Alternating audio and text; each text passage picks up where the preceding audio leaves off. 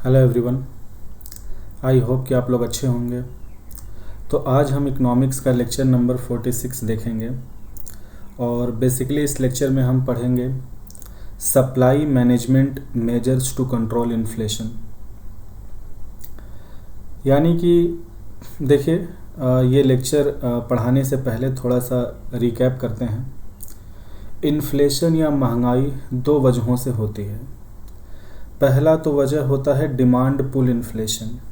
ठीक है, डिमांड पुल इन्फ्लेशन में क्या होता है, अगर इकॉनमी में एग्रीगेट सप्लाई नहीं बढ़ रही है लेकिन अगर लोगों की इनकम बढ़ जाए या ओवरऑल मनी सप्लाई बढ़ जाए, उसकी वजह से एग्रीगेट डिमांड बढ़ जाता है। तो अगर एग्रीगेट सप्लाई नहीं बढ़ रही है लेकिन एग्रीगेट डिमांड अगर बढ़ गया तो उसकी वजह से इकोनॉमी में एक्सेस ऑफ डिमांड क्रिएट होता है और वो एक्सेस ऑफ डिमांड प्राइसेस को ऊपर पुल करते हैं और फिर महंगाई बढ़ती है। उसे हम डिमांड पुल इन्फ्लेशन कहते हैं। तो अगर हमें डिमांड पुल इन्फ्लेशन को रेक्टिफाई करना है तो उसके लिए रास्ता है कि जो भी एग्रीगेट डिमांड या टोटल डिमांड बढ़ रही है उसको मैनेज किया जाए, उसे कंट्रोल किया जाए। और लेक्चर नंबर 45 में मैंने काफ़ी डिटेल में पढ़ाया था कि हम डिमांड को मैनेज करके इन्फ्लेशन को कैसे कंट्रोल कर सकते हैं। अब महंगाई बढ़ने की दूसरी वजह होती है सप्लाई शॉर्टेज। यानी जब भी इकोनॉमी में कॉस्ट ऑफ प्रोडक्शन बढ़ता है, कॉस्ट ऑफ प्रोडक्शन या तो फैक्टर कॉस्ट के बढ़ने से हो सकती है या कॉस्ट ऑफ रॉ मटेरियल के बढ़ने से। तो जब भी कॉस्ट ऑफ प्रोडक्शन बढ़ती है तो उसका रिजल्ट होता है कि एग्रीगेट सप्लाई गिरती है, और जब भी एग्रीगेट सप्लाई गिरती है तो उससे सप्लाई शॉर्टेज होता है, क्योंकि जो एग्रीगेट डिमांड है वो तो वहीं की वहीं बनी रहती है। और जब भी सप्लाई शॉर्टेज होगा तो प्राइसेस बढ़ती हैं। और अगर हमें ये कॉस्ट पुश इन्फ्लेशन यानी सप्लाई शॉर्टेज की वजह से या जो भी कॉस्ट पुश इन्फ्लेशन, अगर हमें इसे रेक्टिफाई करना है तो हमें सप्लाई साइड को मैनेज करना होगा। यानी कि हमें जिन भी कमोडिटीज़ की सप्लाई शॉर्टेज है उनकी सप्लाई को बढ़ानी होगी। तो इस लेक्चर में हम सप्लाई मैनेजमेंट मेजर्स को देखेंगे कि हम सप्लाई साइड को मैनेज करके कैसे इन्फ्लेशन को कंट्रोल कर सकते हैं, या जब भी हम सप्लाई साइड को मैनेज करते हैं तो बेसिकली हम कॉस्ट पुश इन्फ्लेशन को कंट्रोल करते हैं।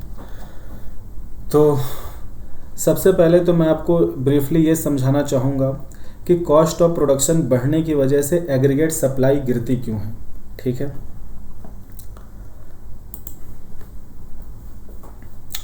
तो देखिए, जब भी इकोनॉमी में कॉस्ट ऑफ प्रोडक्शन बढ़ता है, ठीक है, तो कॉस्ट ऑफ प्रोडक्शन बढ़ने का रिजल्ट क्या होता है कि जो भी एग्रीगेट सप्लाई है,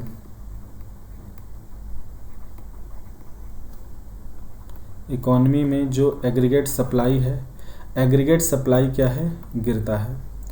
और अगर एग्रीगेट सप्लाई गिरेगा और अगर एग्रीगेट डिमांड वही बनी है तो इससे होता है सप्लाई शॉर्टेज। एग्रीगेट सप्लाई गिरने की वजह से होती है सप्लाई शॉर्टेज। और जब भी सप्लाई शॉर्टेज होगा तो जो भी एवरेज प्राइस है, ठीक है, अगर हम किसी पर्टिकुलर कमोडिटी की बात कर रहे हैं तो उस कमोडिटी की प्राइस बढ़ जाएगी। और हम इकोनॉमी में अगर टोटल डिमांड टोटल सप्लाई की बात कर रहे हैं तो जो प्राइस लेवल या एवरेज प्राइसेस हैं, ठीक है, वो बढ़ जाएंगे। ठीक है, प्राइसेस बढ़ जाएंगे और प्राइसेस के बढ़ जाने को ही हम इन्फ्लेशन कहते हैं। ठीक है, तो अगर हमें अगर हम किसी पर्टिकुलर कमोडिटी की बात कर रहे हैं तो उसकी अगर हमें प्राइस कम करनी है, या हमें अगर इकोनॉमी में सारे गुड्स एंड सर्विसेज के डिमांड सप्लाई की बात कर रहे हैं तो वहाँ पे प्राइस लेवल हो जाता है, जिसे हम एवरेज प्राइस कहते हैं। तो चाहे पर्टिकुलर कमोडिटी के लिए हो चाहे ओवरऑल इकोनॉमी के लिए हो, जब भी हमें प्राइस कम करना है तो हमें इस सप्लाई शॉर्टेज को ख़त्म करना होगा, यानी सप्लाई बढ़ानी होगी। तो सबसे पहले तो ये समझते हैं कि कॉस्ट ऑफ प्रोडक्शन बढ़ने की वजह से एग्रीगेट सप्लाई कैसे गिर जाता है। तो इसके पीछे की जो रीजनिंग है उसको समझते हैं। देखिए, कॉस्ट ऑफ प्रोडक्शन दो वजहों से बढ़ सकती है, ठीक है। पहला, कॉस्ट ऑफ प्रोडक्शन में क्या चीज़ें इन्वॉल्व होती हैं? पहला तो होता है फैक्टर कॉस्ट, दूसरा होता है कॉस्ट ऑफ रॉ मटेरियल,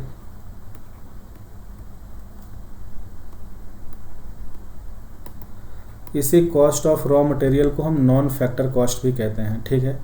तो अगर फैक्टर कॉस्ट बढ़ जाए या फिर कॉस्ट ऑफ रॉ मटेरियल बढ़ जाए, इनके बढ़ने से क्या होता है? कॉस्ट ऑफ प्रोडक्शन बढ़ती है। अब देखिए, अगर कॉस्ट ऑफ प्रोडक्शन बढ़ रही है, अच्छा इनडायरेक्ट टैक्सेस के बारे में मैं बाद में बात करूँगा, ठीक है, या फिर यहीं पे कह ले फैक्टर कॉस्ट बढ़ जाए या कॉस्ट ऑफ रॉ मटेरियल बढ़ जाए या सरकार इनडायरेक्ट टैक्सेस को बढ़ा दे, ठीक है, या हम ये कह सकते हैं कि गवर्नमेंट जो है वो क्या करती है कि उस पर्टिकुलर कमोडिटी या प्रोडक्ट पे लगने वाला जो इनडायरेक्ट टैक्स है, इनडायरेक्ट टैक्सेस को बढ़ा देती है, ठीक है।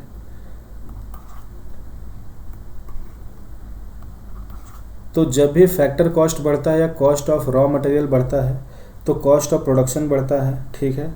ये तो कॉस्ट ऑफ प्रोडक्शन बढ़ने की वजह होती है, फैक्टर कॉस्ट का बढ़ना या फिर कॉस्ट ऑफ रॉ मटेरियल का बढ़ना। लेकिन किसी प्रोडक्ट की प्राइस बढ़ सकती है अगर सरकार उस पर लगने वाला इनडायरेक्ट टैक्स भी बढ़ा दे। तो ये तीन वजहें हैं जो किसी भी प्रोडक्ट के प्राइस को बढ़ा देती हैं, ठीक है। अब देखिए होता क्या है। अब देखिए, पहली बात तो आप समझिएगा कि कॉस्ट ऑफ प्रोडक्शन में ये दो चीज़ें आती हैं, फैक्टर कॉस्ट और cost of raw material. Indirect tax तो प्रोडक्ट पे लगता है, ठीक है, वो प्रोडक्शन में इनडायरेक्ट टैक्स का प्रोडक्शन में रोल नहीं है। एक बार प्रोडक्शन हो गया, प्रोडक्ट बन गया, वो प्रोडक्ट जीएसटी के जिस स्लैब में आता है उतना % टैक्स उस पर लगता है, वो इनडायरेक्ट टैक्स है, ठीक है। और प्रोडक्शन पे जो सरकार टैक्स लगाती है उसको हम प्रोडक्शन टैक्स कहते हैं, जो कि मैं यहाँ पे इंक्लूड नहीं कर रहा हूँ। तो प्रोडक्शन स्टेज पे तो इतनी चीज़ें होती हैं, ठीक है। यानी जब भी मैं कॉस्ट ऑफ प्रोडक्शन की बात कर रहा हूँ तो मैं फैक्टर कॉस्ट या कॉस्ट ऑफ रॉ मटेरियल के बढ़ने की बात कर रहा हूँ। इनडायरेक्ट टैक्स तो प्रोडक्ट के ऊपर लगता है, ठीक है। पर मैंने इन तीनों को क्यों लिखा? क्योंकि देखिए, चाहे फैक्टर कॉस्ट में बैंक से जो भी फैक्ट्री ने लोन लिया है, चाहे इंटरेस्ट रेट बढ़ जाए, चाहे फैक्ट्री जहाँ लगी है उसका रेंट बढ़ जाए, या जो एम्प्लॉयज़ हैं उनकी वेजेस बढ़ जाएं, या फिर यूजुअली कॉस्ट ऑफ प्रोडक्शन बढ़ता है कॉस्ट ऑफ रॉ मटेरियल के बढ़ने से। यूजुअली जो फ्यूल होता है, ठीक है, जब भी क्रूड ऑयल प्राइसेस बढ़ती हैं तो ट्रांसपोर्टेशन कॉस्ट बढ़ता है, और transportation cost he one of the most important cost होता है, ठीक है। अगर ट्रांसपोर्टेशन कॉस्ट बढ़ेगा तो रॉ मटेरियल के जो आप प्रोक्योरमेंट कर रहे हैं, ठीक है, आपका प्रोक्योरमेंट कॉस्ट बढ़ जाएगा। क्योंकि अगर आप रॉ मटेरियल कहीं से परचेज कर रहे थे तो अगर ट्रांसपोर्टेशन कॉस्ट बढ़ती है तो प्रोक्योरमेंट कॉस्ट भी बढ़ेगा, ठीक है। तो ये कुछ एग्जांपल्स हैं। या फिर आप जिस रॉ मटेरियल को प्रोक्योर कर रहे हैं अगर उसका प्रोडक्शन कम हुआ है, या वो मटेरियल आप देश में अगर इंपोर्ट हो रहा है और अगर उसका इंपोर्ट किसी वजह से कम हो जाए तो या तो रॉ मटेरियल की ही कॉस्ट बढ़ जाए या उसका प्रोक्योरमेंट कॉस्ट बढ़ जाए। तो ये सारा कुछ आता है कॉस्ट ऑफ रॉ मटेरियल के अंतर्गत।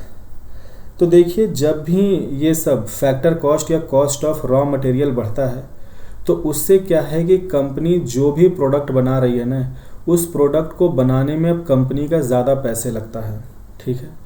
अगर कंपनी को प्रोडक्ट बनाने में ज़्यादा पैसे लग रहे हैं तो कंपनी जाहिर सी बात है कि उस कॉस्ट को कंज्यूमर पे पास ऑन करना चाहेगी, ठीक है। और अगर कंपनी कंज्यूमर पे पास ऑन करना चाहेगी तो वो प्राइसेस को बढ़ाएगी, ठीक है। अब कंपनी अपने प्रोडक्ट की प्राइस तभी बढ़ा सकती है जब उस प्रोडक्ट का जो प्राइस इलास्टिसिटी है वो इलास्टिक हो, ठीक है। तो लेट सपोज कि प्राइस इलास्टिसिटी क्या होता है, पीई क्या होता है, प्राइस इलास्टिसिटी, सॉरी ये ईपी होता है।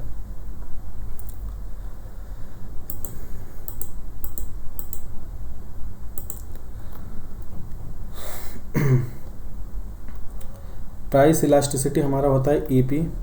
ये होता है percentage change in QD upon percentage change in price, ठीक है।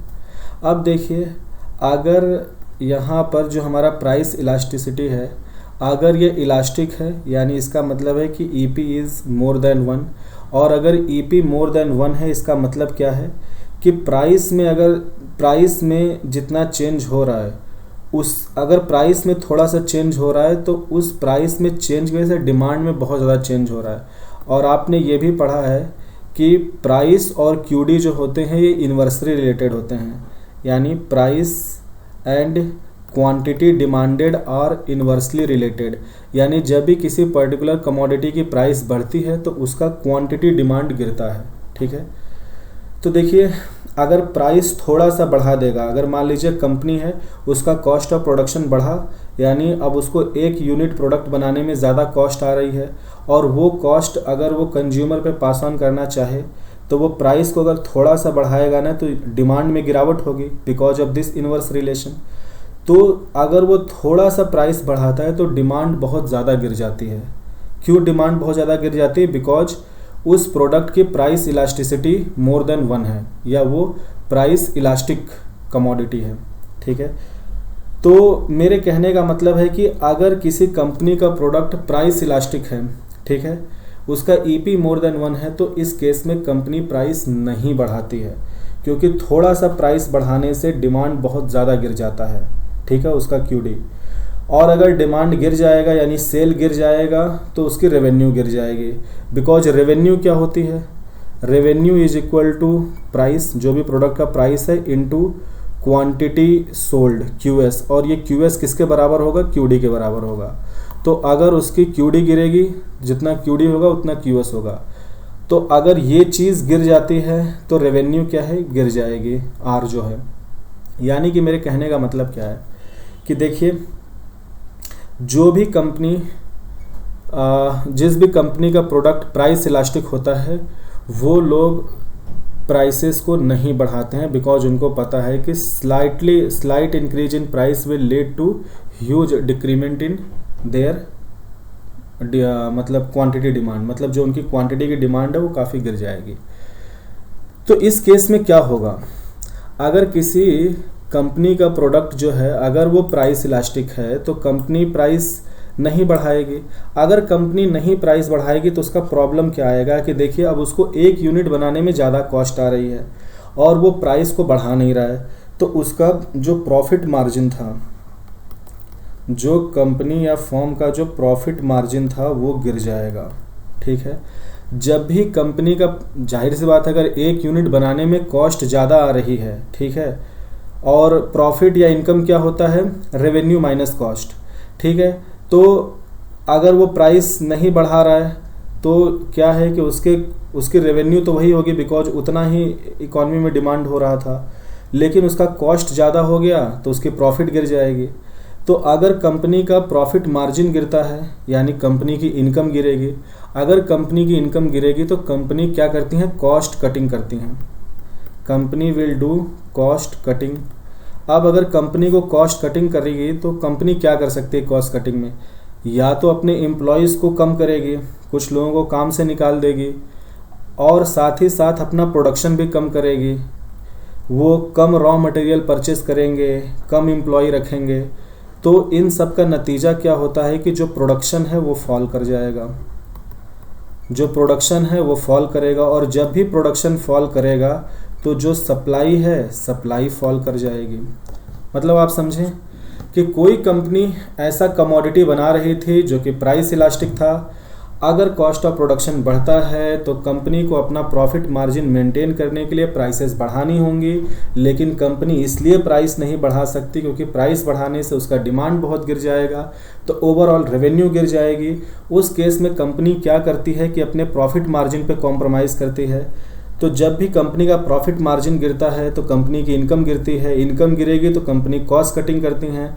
कॉस्ट कटिंग में वो एम्प्लॉयज़ को निकालते हैं और कम चीज़ें परचेस करते हैं, उससे प्रोडक्शन कम होता है, सप्लाई कम होता है।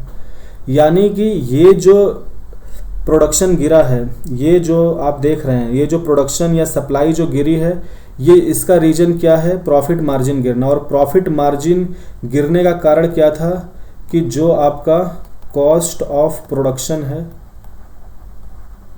आपका जो कॉस्ट ऑफ प्रोडक्शन है इसका बढ़ जाना, ठीक है। तो जब कॉस्ट ऑफ प्रोडक्शन बढ़ता है और अगर प्रोडक्ट प्राइस इलास्टिक है तो प्राइसेस कंपनीज नहीं बढ़ाती हैं, प्रॉफिट मार्जिन गिरता है, उनका आउटकम क्या आता है, प्रोडक्शन या सप्लाई गिरती है। इसीलिए मैंने बोला जब कॉस्ट ऑफ प्रोडक्शन बढ़ता है तो सप्लाई गिरती है, ठीक है। ये तो एक बात हो गई, ये पूरी कहानी कॉस्ट ऑफ प्रोडक्शन बढ़ने से सप्लाई या प्रोडक्शन का गिरना, ये एक हो गया। Let's take the second case. अगर मान लीजिए वो इसेंशियल कमोडिटी है, ठीक है। लेट्स सपोज कि कंपनी कोई ऐसी कमोडिटी बना रही है जो कि जो एक वेल इस्टेब्लिश ब्रांड है, या जो मतलब जो कि प्राइस इनइलास्टिक हो। Usually essential commodity price inelastic होती हैं, लेकिन कुछ चीज़ें ऐसी होती हैं जो इतना ज़्यादा वेल इस्टेब्लिश्ड होता है मार्केट में कि वो भी लगभग प्राइस इनइलास्टिक होता है, यानी उसका ईपी लेस देन 1 होता है। लेकिन ये भी तब तक ट्रू है जब तक prices with in a limit बढ़ें, ठीक है। अगर प्राइसेस एक लिमिट के ऊपर बढ़ती हैं तो वो भी प्राइस इलास्टिक हो जाएगा, ठीक है। तो पहला केस हमने देखा, ये कंपनी प्राइस नहीं बढ़ाती है, ठीक है। दूसरे केस में हम देखते हैं कि जब कॉस्ट ऑफ प्रोडक्शन बढ़ा, ठीक है, जब कॉस्ट ऑफ, दूसरा केस कि अगर कॉस्ट ऑफ प्रोडक्शन बढ़ता है तो अब कंपनी को जो भी पर यूनिट प्रोडक्ट जो बना रही है उस पर ज़्यादा कॉस्ट लग रहा है। अगर कंपनी को एक यूनिट बनाने में ज़्यादा कॉस्ट आ रही है और अगर उसको अपना प्रॉफिट मार्जिन मेंटेन करना है तो वो उस प्रोडक्ट की जो प्राइस है वो उस प्रोडक्ट की प्राइस को बढ़ा देंगे। जब भी उस प्रोडक्ट की प्राइस बढ़ेगी तो उस प्रोडक्ट की जो क्वांटिटी डिमांड है, क्यूडी गिरेगा। अगर क्यूडी गिरेगा तो उस प्रोडक्ट की क्वांटिटी सप्लाइड भी गिरेगी। ऑब्वियस है, अगर आपने कॉस्ट ऑफ प्रोडक्शन बढ़ाया, अगर कॉस्ट ऑफ प्रोडक्शन बढ़ा है तो अपना प्रॉफिट मार्जिन, ये जो प्रॉफिट मार्जिन है इसको मेंटेन करने की अगर कंपनी प्राइस बढ़ाती है, प्राइस बढ़ने से उस पर्टिकुलर कमोडिटी की डिमांड गिरेगी, और अगर डिमांड गिरती है तो उसकी सप्लाई गिरेगी, और अगर उसकी सप्लाई गिरती है तो जाहिर सी बात है कि वो कंपनी फिर अगर उसकी सप्लाई गिर जाएगी तो वो प्रोडक्शन भी उसका गिर जाएगा। बिकॉज जब उसके प्रोडक्ट का डिमांड ही गिर जाएगा तो जितना डिमांड होगा उतना ही वो सप्लाई करेगा, उतना ही प्रोडक्शन होगा। तो यहाँ भी आप देख सकते हैं प्रोडक्शन या सप्लाई गिर जाएगी। यानी दो केस था, कॉस्ट ऑफ प्रोडक्शन बढ़ने से अगर कंपनी प्राइसेस बढ़ाती हैं तो उसका डिमांड गिरता है, डिमांड गिरने से सप्लाई गिरती है, प्रोडक्शन गिरता है। और अगर प्रॉफिट मार्जिन पे कंपनी कॉम्प्रोमाइज़ करेगी तो कॉस्ट कटिंग करेगी, वहाँ भी प्रोडक्शन गिरेगा, सप्लाई गिरेगी। तो एनी हाउ जब भी कॉस्ट ऑफ प्रोडक्शन बढ़ता है तो प्रोडक्शन या सप्लाई गिरती है, ठीक है। तो यही कारण होता है और इसी सिचुएशन को हम कॉस्ट पुश इन्फ्लेशन कहते हैं। यानी जब भी कॉस्ट ऑफ प्रोडक्शन बढ़ता है तो उसका रिजल्ट यही होता है कि सप्लाई, प्रोडक्शन गिरती है, सप्लाई गिरता है, ठीक है। और वो क्यों होता है, उसके दो केस हो सकते हैं। पहला केस कि कॉस्ट ऑफ प्रोडक्शन जो बढ़ी है अगर उसको वो कंज्यूमर पे पास ऑन करेंगे तो प्राइसेस बढ़ेंगी, तो डिमांड गिरेगा, तो सप्लाई ऑब्वियसली गिर जाएगी। और दूसरी बात कि अगर कंपनी प्राइस नहीं बढ़ाती है तो उसका प्रॉफिट मार्जिन गिरेगा, तो कॉस्ट कटिंग करेगी, तो अगेन प्रोडक्शन गिरना ही है, ठीक है। आप इसी कॉस्ट पुश इन्फ्लेशन को इस ग्राफ से भी समझ सकते हैं। लेट सपोज कि हम किसी इकॉनमी की बात कर रहे हैं, ठीक है, और उस इकॉनमी में लेट सपोज कि हम किसी कंट्री ए की बात कर रहे हैं, ठीक है। वहाँ जो टोटल डिमांड है, उस इकॉनमी में जो भी टोटल गुड्स एंड सर्विसेज हैं, उन सारे गुड्स एंड टोटल डिमांड जो है ये एग्रीगेट डिमांड एडी है। ये वहाँ पर उस इकॉनमी में टोटल एग्रीगेट सप्लाई है। तो उस इकॉनमी में ये जो पॉइंट होगा, ठीक है जी, ये पॉइंट क्या हो जाएगा, दिस पी पॉइंट, इसको हम बोलते हैं price level,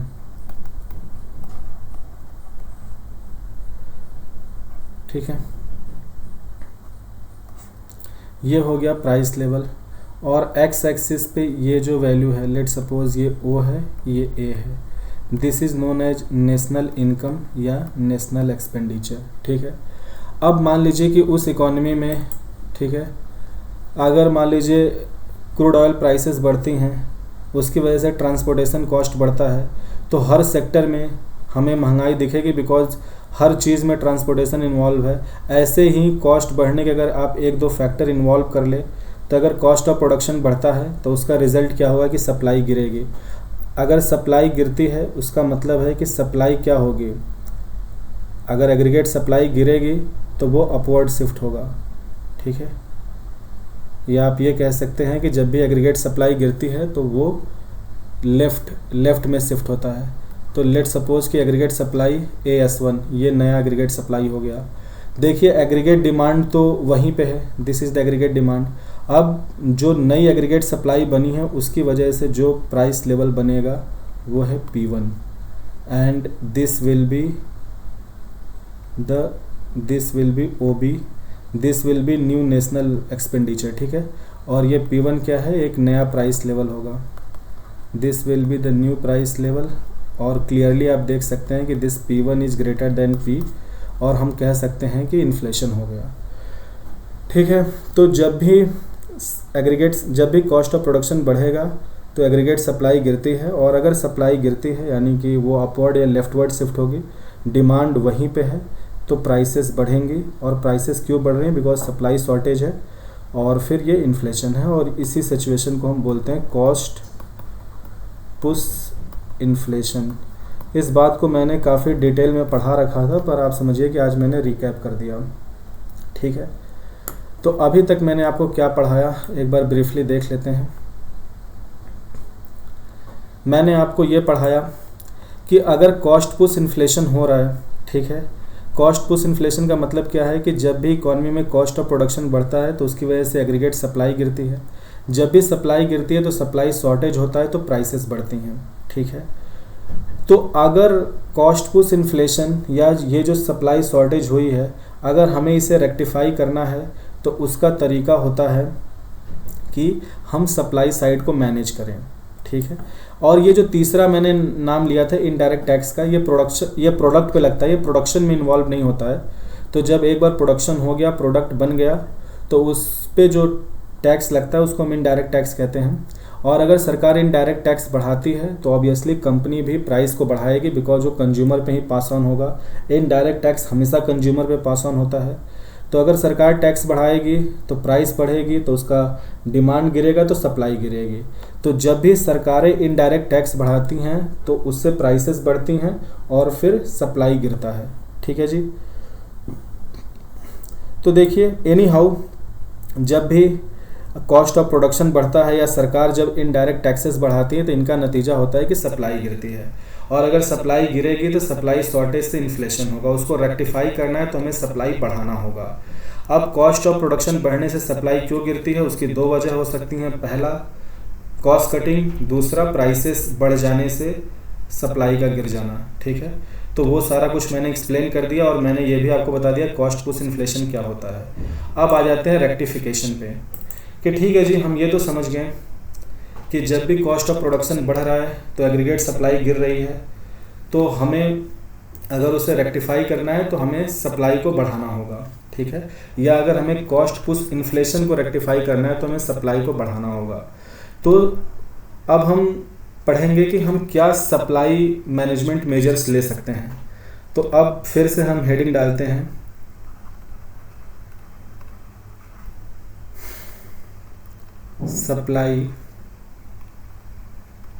supply management. Call आ रहा है, ओके चलिए बाद में ले लेंगे। सप्लाई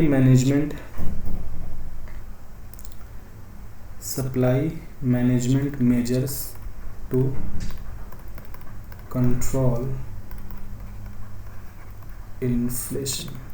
ठीक है जी, तो supply management measures to control inflation. ठीक है जी, चलिए तो सप्लाई को मैनेज करके हम इन्फ्लेशन को कैसे कंट्रोल कर सकते हैं। देखिए सबसे पहला पॉइंट क्या है कि जिन भी कमोडिटीज़ की, ठीक है, जिन भी कमोडिटीज़ की हमारे डोमेस्टिक इकोनॉमी में सप्लाई शॉर्टेज है, उन कमोडिटीज़ का एक्सपोर्ट बैन कर देना। ओके, तो पहला पॉइंट है to ban exports of those commodities which have supply shortage in our economy।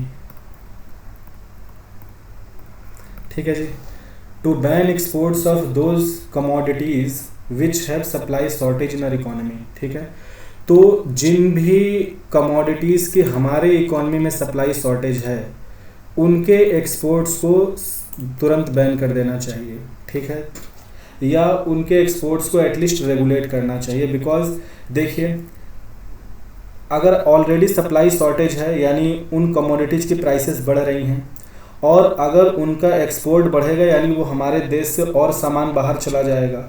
तो अगर ऐसी चीज़ों का एक्सपोर्ट बढ़ता है तो सप्लाई शॉर्टेज और बढ़ेगी, तो प्राइसेस और बढ़ जाएंगे। ठीक है, तो जिन भी कमोडिटीज़ में ऑलरेडी इन्फ्लेशन है या जिनकी सप्लाई शॉर्टेज है, उनका एक्सपोर्ट तुरंत बैन कर देना चाहिए। ठीक है, और सरकार ऐसा करती हुई है। देखिए, अगर मैं हाल फिलहाल की बात करूँ तो गवर्नमेंट ने, मतलब अगर मैं गवर्नमेंट ऑफ इंडिया की बात करूँ तो गवर्नमेंट ने अनियन का जो एक्सपोर्ट है उसको बैन कर दिया है। क्यों?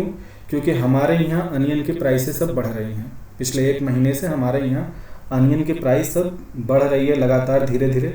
तो जाहिर सी बात है कि हमारे डोमेस्टिक इकोनॉमी में अगर अनियन की प्राइस बढ़ रही है, इसका मतलब है कि मार्केट में इसकी सप्लाई जो है वो शॉर्ट हो रही है। तो सरकार ने अनियन के एक्सपोर्ट पे बैन लगा दिया है ताकि फर्दर सप्लाई शॉर्टेज ना हो या फर्दर ओनियन की होर्डिंग ना हो। अब सवाल है कि इंडियन ट्रेडर अनियन को एक्सपोर्ट क्यों करते हैं। देखिए, जिन भी देशों में अनियन प्रोड्यूस नहीं होता है वहाँ अनियन की डिमांड बहुत ज़्यादा है, तो प्राइसेस ज़्यादा हैं। तो जो भी ट्रेडर्स हैं या जो बड़े फार्मर्स हैं या जो भी कंपनीज अनियंस को फार्मर से प्रोक्योर कर लेते हैं आफ्टर हार्वेस्ट, ये कोल्ड स्टोर में अपनी स्टोरेज फैसिलिटी में रखती हैं। इंडिया में इनको प्रति क्विंटल जो प्राइस मिलती है, 1 क्विंटल पे जो इनको प्राइस मिलती है अनियन के लिए, वो बाहर के जिन कंट्रीज में एक्सपोर्ट कर रहे हैं जहां अनियन का डिमांड है, वहाँ प्राइस प्रति क्विंटल 2 to 3 टाइम्स ज़्यादा मिलती है। इसलिए 2-3 टाइम्स ज़्यादा अर्न करने के लिए एक्सपोर्ट्स करते हैं ट्रेडर्स या बड़े फार्मर्स। उसकी वजह से हमारे यहाँ सप्लाई शॉर्टेज होगी तो फर्दर प्राइसेस बढ़ जाएंगे। तो सरकार ने अनियन पे बैन लगा दिया एक्सपोर्ट पे। उसी तरह से कुछ महीना पहले जब दुनिया भर को वीट चाहिए थी, मिडिल ईस्ट और टर्की, जब सारी मिडिल ईस्ट की कंट्रीज, टर्की और कुछ अफ्रीकन कंट्रीज़ भी इंडिया की तरफ वीट के लिए देख रही थी, सबको वीट की नीड थी, उस वक्त गवर्नमेंट ऑफ इंडिया ने भी वीट के एक्सपोर्ट पे काफ़ी रेगुलेशंस, मतलब वीट एक्सपोर्ट पे कैप लगा दिया था और बाद में वीट एक्सपोर्ट को बैन भी कर दिया था। जस्ट बिकॉज कि हमारे यहाँ वीट की शॉर्टेज ना हो जाए, ताकि हमें अपना पीडीएस प्रोग्राम मैनेज करने में दिक्कत ना हो, ताकि हमारे यहाँ वीट या फ्लोर के प्राइसेस ना बढ़ जाएं। ठीक है जी, तो पहला पॉइंट क्या है कि जिन भी कमोडिटीज़ की हमारे यहाँ सप्लाई शॉर्टेज है उनका एक्सपोर्ट बंद कर दिया जाए। दूसरा है टू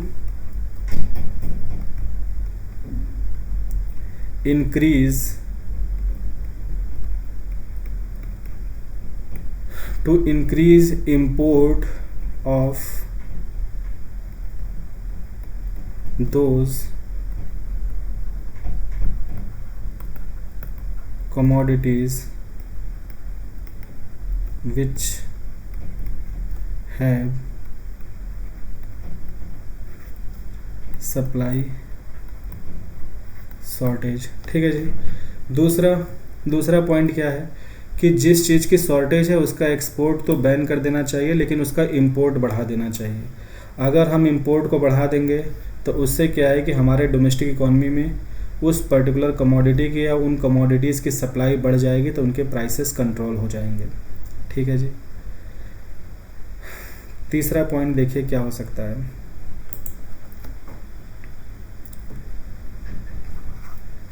तो पहला पॉइंट हो गया टू बैन एक्सपोर्ट, दूसरा है टू इंक्रीज इंपोर्ट, तीसरा हो सकता है कि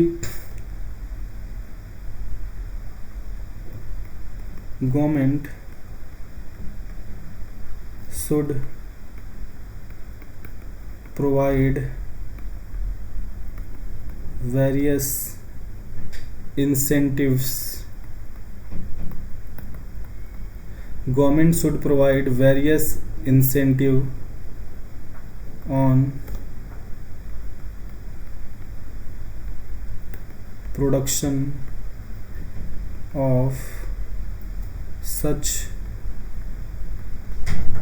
commodities which have supply shortage in our economy। ठीक है जी। इस पॉइंट का मतलब क्या है, देखिए कि हमारे इकोनॉमी में जिन भी कमोडिटीज़ के शॉर्टेज है उनके प्रोडक्शन पे सरकार को इंसेंटिव्स बढ़ा देने चाहिए। ठीक है, government should provide various types of incentive on production of such commodities which have supply shortage in are economy. तो सवाल है कि किस तरह के इंसेंटिव्स होने चाहिए। ठीक है, तो पहला इंसेंटिव क्या हो सकता है, पहला हो सकता है, तो अब हम इंसेंटिव्स की बात करेंगे। पहला इंसेंटिव होगा इंक्रीज सब्सिडी। ठीक है, तो देखिए जो भी प्रोडक्ट, जिस भी प्रोडक्ट की प्राइसेस बढ़ रही हैं, सरकार अगर उस पर सब्सिडी बढ़ा देती है, ठीक है, तो सब्सिडी बढ़ने से क्या है कि उस चीज़ की प्राइस कम हो जाएगी। बिकॉज जितना सरकार जितना पर यूनिट सब्सिडी देगा यानी उतना पैसा सरकार उस कंपनी को पे करेगी, तो उतना पैसा कंज्यूमर पे माफ़ हो जाएगा। तो अगर सरकार सब्सिडी बढ़ाती है तो प्राइसेस कम होंगी, प्राइसेस कम होंगी तो सप्लाई बढ़ेगा। ठीक है, क्यों? क्योंकि प्राइसेस कम होने से डिमांड बढ़ता है, जब डिमांड बढ़ेगा तो सप्लाई बढ़ेगा। तो जब भी सरकार सब्सिडी बढ़ाएगी तो प्राइसेस कम होंगे, डिमांड बढ़ेगा तो सप्लाई बढ़ेगा। ये तो एक रास्ता। दूसरा तरीका है कि जो इनडायरेक्ट टैक्सेस हैं इनको कम कर दिया जाए, यानी टू रिड्यूस इनडायरेक्ट टैक्सेस। ठीक है, अब देखिए टैक्सेस दो तरह के होते हैं, एक होता है प्रोडक्शन टैक्स, दूसरा होता है product tax. Production tax production के ऊपर लगता है और जो जीएसटी होता है या जो इनडायरेक्ट टैक्स है ये प्रोडक्ट पे लगता है। तो जो भी, मैं यहाँ पे तो इनडायरेक्ट टैक्स की बात कर रहा हूँ, पर आप, ठीक है, देखिए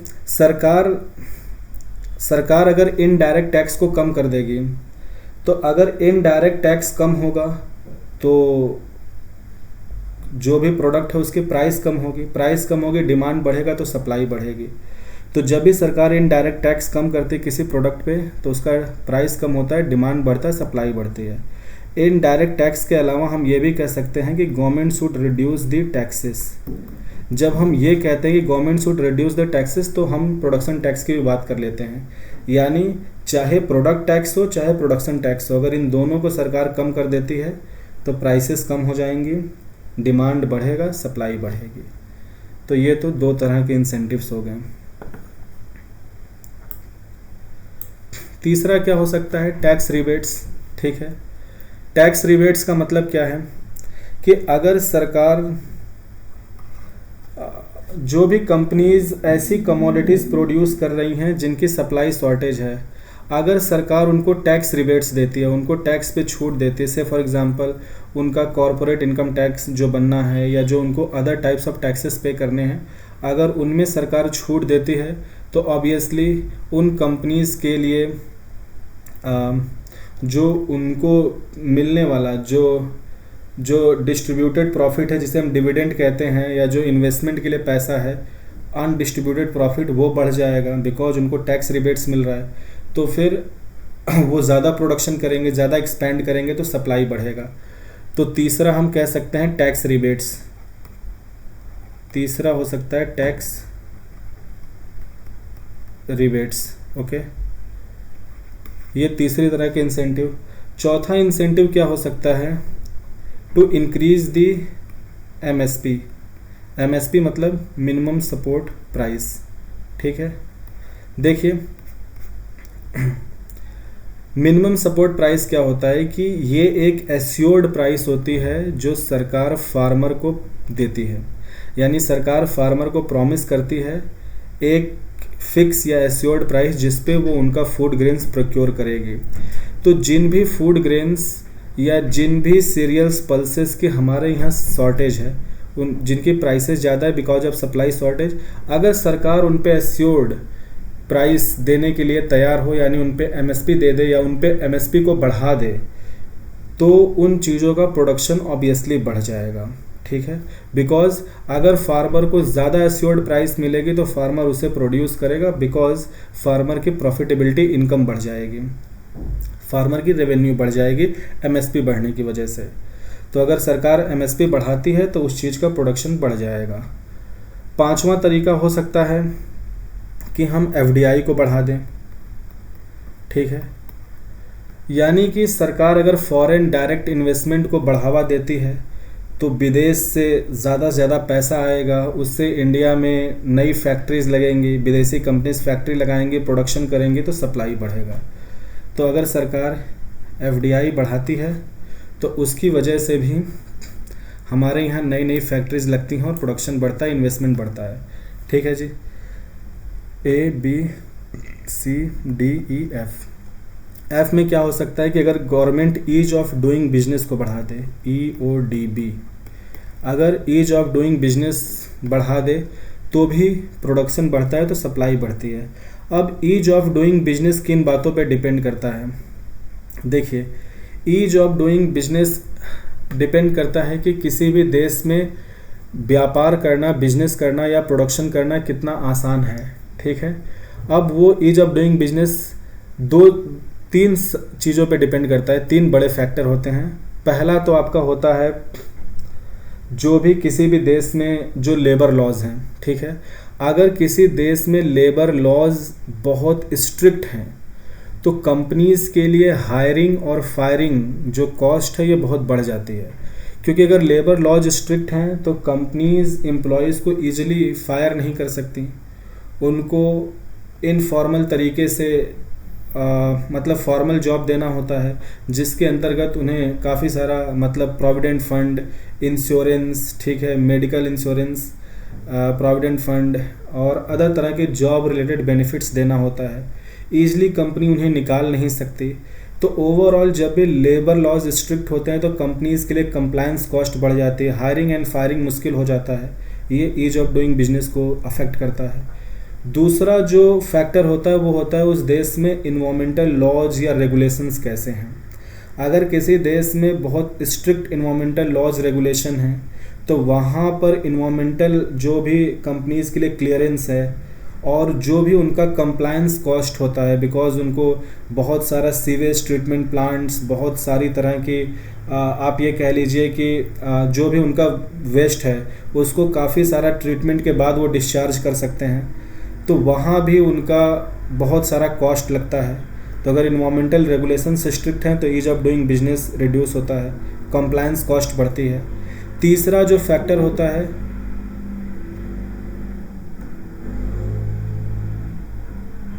ये बगल में कोई किसान है, वो अपने खेत में खेत जोत रहे हैं, खेत को प्लो कर रहे हैं, तो थोड़ा सा आपको नॉइज आएगा। तो ईज़ ऑफ डूइंग बिजनेस पहला तो डिपेंड करता है कि उस देश में लेबर लॉज कैसे हैं, दूसरा इन्वायरमेंटल रेगुलेशंस कैसी हैं, बिकॉज इन दोनों की वजह से कंप्लायंस कॉस्ट बढ़ता है। तीसरा जो फैक्टर होता है वो होता है कि वहाँ पे सप्लाई चेन नेटवर्क कैसा है। सप्लाई चेन नेटवर्क डिपेंड करता है कि वहाँ ट्रांसपोर्टेशन इंफ्रास्ट्रक्चर कैसा है, कितने मिडिल मैन हैं, स्टोरेज फैसिलिटीज़ कैसी हैं। तो ईज और इसके अलावा और भी गवर्नमेंट के जो ऑडिटिंग के और भी जो रेगुलेटरी फाइलिंग्स होती हैं, अगर ये सब रिलैक्स्ड हैं तो ईज ऑफ डूइंग बिजनेस बढ़ता है। यानी अगर लेबर लॉज रिलैक्स हैं तो ईज ऑफ डूइंग बिजनेस बढ़ता है, बिकॉज कंपनी के लिए हायरिंग फायरिंग आसान हो जाता है। अगर इन्वायरमेंटल लॉज रिलैक्स हैं तो जो भी कंप्लायंस कॉस्ट हैं वो कम हो जाती हैं। अगर गवर्नमेंट की ऑडिटिंग और जो अदर रेगुलेटरी फाइलिंग्स है ये रिलैक्स्ड हैं तो overall ease of doing business बढ़ता है। तो जिन भी कमोडिटीज़ की सप्लाई शॉर्टेज है उन एरियाज़ में हमें ईज़ ऑफ डूइंग बिजनेस को बढ़ाना चाहिए, ठीक है। क्योंकि जब भी हम ईज़ ऑफ डूइंग बिजनेस को बढ़ाएंगे तो नतीजन क्या होगा कि उन एरियाज़ में ज़्यादा फैक्ट्रीज लगेंगी, प्रोडक्शन बढ़ेगा तो सप्लाई बढ़ेगी, ठीक है। जो एग्रीगेट सप्लाई है एएस वो बढ़ेगी। तो ये तो इंसेंटिव्स की बातें हो गई कि हम इतनी तरह के इंसेंटिव दे देंगे तो फिर चीज़ों की प्रोडक्शन बढ़ती है। तो हमने क्या देख लिया कि जिसकी सप्लाई शॉर्टेज है उसका एक्सपोर्ट बैन कर देना चाहिए, इंपोर्ट बढ़ा देना चाहिए, और तीसरा उन कमोडिटीज़ के प्रोडक्शन के लिए वेरियस टाइप्स ऑफ इंसेंटिव देना चाहिए।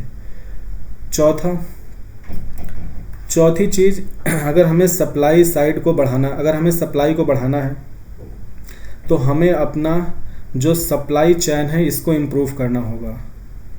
तो हम कह सकते हैं इम्प्रूव द सप्लाई चैन, ठीक है। अब सप्लाई चैन में क्या चीज़ें आती हैं मैं लिखता नहीं हूँ, बता देता हूँ। सप्लाई चैन में पहला तो आता है आपका ट्रांसपोर्टेशन इंफ्रास्ट्रक्चर, ठीक है, जिसके अंदर ट्रांसपोर्टेशन फैसिलिटीज़ की जो भी आपकी ये कह लीजिए कि जो मालगाड़ी हैं, ठीक है, जो फ्रेट ट्रेन्स हैं, ठीक है, या जो भी आपका रोड इंफ्रास्ट्रक्चर है, जो रेलवे ट्रैक्स हैं, तो आपका जो भी इंफ्रास्ट्रक्चर है, ट्रांसपोर्ट इंफ्रास्ट्रक्चर, ये बहुत क्रूशियल होता है सप्लाई को अफेक्ट करने में। दूसरा, सप्लाई चेन के अंदर स्टोरेज फैसिलिटी भी आता है। तो सप्लाई चेन में आता है ट्रांसपोर्ट इंफ्रास्ट्रक्चर, स्टोरेज फैसिलिटी और मिडिल मैन। तो अगर आपके इकोनॉमी में कम से कम मिडिल मैन है, अगर कंपनीज फार्मर से डायरेक्ट प्रोक्योरमेंट करेंगी तो जाहिर सी बात है कम मिडिल मैन होंगे, तो जो चीज़ प्रोड्यूस हो रही है फार्मर से वो कंज्यूमर्स तक यानी मार्केट तक आने में कम हाथों से गुजर रहा है। अगर वो कम हाथों से गुजरेगा तो कम प्राइसेस बढ़ेंगे, बिकॉज जितने ज़्यादा मिडिल मैन होंगे सभी अपना कमीशंस या अपना प्रॉफिट निकालेंगे और उसकी वजह से फार्मर से चीज़ें निकलकर मार्केट तक आने में महंगी हो जाती हैं। तो सप्लाई चैन को इम्प्रूव करने का एक बड़ा वजह यह भी है कि आप मिडिल मैन्स को कम से कम कर दें। जितना कम मिडिल मैन उतनी कम प्राइसेस होंगी मार्केट के अंदर। तो ऐसा सरकार फैसिलिटेशन करे जिससे कि कंपनीज फार्मर से डायरेक्ट प्रोक्योरमेंट करे, उसमें फार्मर को भी ज़्यादा प्राइस मिलेगी और मार्केट में भी कंज्यूमर के ऊपर कम प्राइस पड़ेगी। तो कम से कम मिडिल मैन होने चाहिए, बेहतर ट्रांसपोर्ट इंफ्रास्ट्रक्चर होनी चाहिए, और तीसरी बात क्या है कि स्टोरेज फैसिलिटी होनी चाहिए देश के अलग अलग हिस्सों में, ताकि चीज़ें एक जगह से दूसरी जगह पे अगर लॉन्ग डिस्टेंस उन्हें ट्रैवल करना है तो मतलब अगर अलग अलग बहुत सारी स्टोरेज फैसिलिटी हैं तो हम सप्लाई को फैसिलिटेट कर सकते हैं चीज़ें ट्रांसपोर्टेशन में, या बिकॉज ऑफ वेदर डिले या बिकॉज ऑफ अदर डिले चीज़ें ख़राब नहीं होंगी। तो हमें अपना ट्रांसपोर्ट इंफ्रास्ट्रक्चर इम्प्रूव करना चाहिए, हमें मिडिल मैन कम करना चाहिए, डायरेक्ट प्रोक्योरमेंट के लिए व्यवस्था बनानी चाहिए, हमें ई ऑक्शन और ई कॉमर्स को बढ़ावा देना चाहिए, हमें स्टोरेज फैसिलिटीज़ को इम्प्रूव करना चाहिए और स्टोरेज फैसिलिटी बनानी चाहिए। और इन सब के हो जाने से जो सप्लाई है, सप्लाई को काफ़ी सप्लाई फैसिलिटेट होती है, और जब भी सप्लाई फैसिलिटेट होती है तो फिर प्राइसेस कम होंगी, ठीक है। ये तो चौथी बात हो गई। पांचवा बात क्या है, restrict the hoardings, restrict hoardings,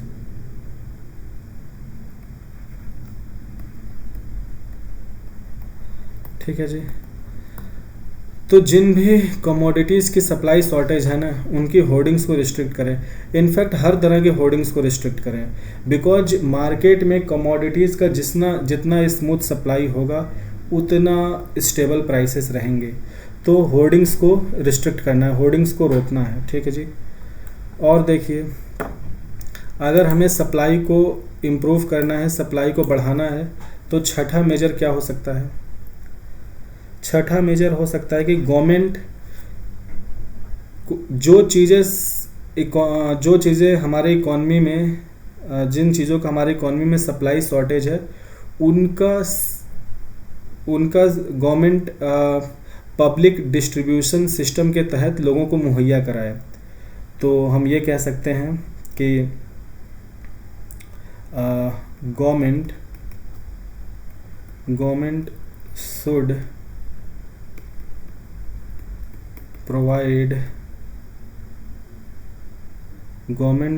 provide such commodities through PDS। ठीक है, government should provide such commodities through PDS, public distribution system. यानी जिन चीज़ों की सप्लाई शॉर्टेज है, जिनकी कीमतें ज़्यादा हैं, तो जो भी गरीब लोग हैं, जो बिलो पॉवर्टी लाइन के लोग हैं, उन लोगों तक उन चीज़ों को मुहैया कराए सरकार PDS के थ्रू। ठीक है, तो अगर PDS के थ्रू सरकार उन चीज़ों को मुहैया कराती है तो जाहिर सी बात है कि उनकी सप्लाई बढ़ती है। और अगर PDS के थ्रू उनकी मुहैया करनी है सरकार को, तो सरकार उन कमोडिटीज़ को ख़रीद कर अपने यहाँ स्टोर करे और फिर इकॉनमी में रिलीज करे। इससे क्या है कि इकॉनमी में सप्लाई बढ़ जाएगी, और अगर सरकार ही अच्छे कीमतों पे चीज़ें खरीदेंगी तो एक्सपोर्ट्स भी इससे डीमोटिवेट होगा उन कमोडिटीज़ में। तो ये 6 पॉइंट। तो ख़ास करके देखिए, मैंने आपको ये बताया था कि इन्फ्लेशन की जो इम्पैक्ट होती है वो काफ़ी रिग्रेसिव होता है, यानी इन्फ्लेशन की मार गरीबों पे पड़ती है। तो सरकार को उन सारे कमोडिटीज़ जिनमें सप्लाई शॉर्टेज है, इन्फ्लेशन है, वो गरीबों को मुहैया करना चाहिए थ्रू पब्लिक डिस्ट्रीब्यूशन सिस्टम। 7वां क्या है? Price capping.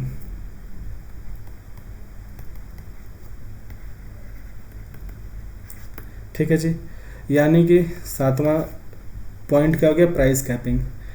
तो जिन चीज़ों की कीमतें इकॉनमी में बढ़ रही हैं because of supply shortage, government को एक तो उन पे सब्सिडी बढ़ाना चाहिए। दूसरा क्या है, गवर्नमेंट जो भी कंपनीज उन कमोडिटीज़ को बना रही हैं, उनके मैनेजमेंट के साथ, उनके ओनर्स के साथ, जो भी हैं उनके रिप्रेजेंटेटिव, उनके साथ गवर्नमेंट अथॉरिटी को बैठ के बातचीत करनी चाहिए और नेगोशिएशन के बाद एक कंसेंसस बनाना चाहिए, जिससे कि एक प्राइस सीलिंग तय हो सके, एक मैक्सिमम प्राइस तय हो सके जिस पे वो कमोडिटी इकॉनमी में बिकनी चाहिए। तो सरकार अगर उन कंपनीज़ के रिप्रेजेंटेटिव से गवर्नमेंट अथॉरिटीज़ बातचीत करके कंसेंसस बनाती हैं जिससे वो प्राइस सीलिंग या प्राइस कैपिंग करें, तो ऐसे भी इन्फ्लेशन कंट्रोल हो जाएगा। 8वां पॉइंट क्या हो सकता है कि गवर्नमेंट शुड मेंटेन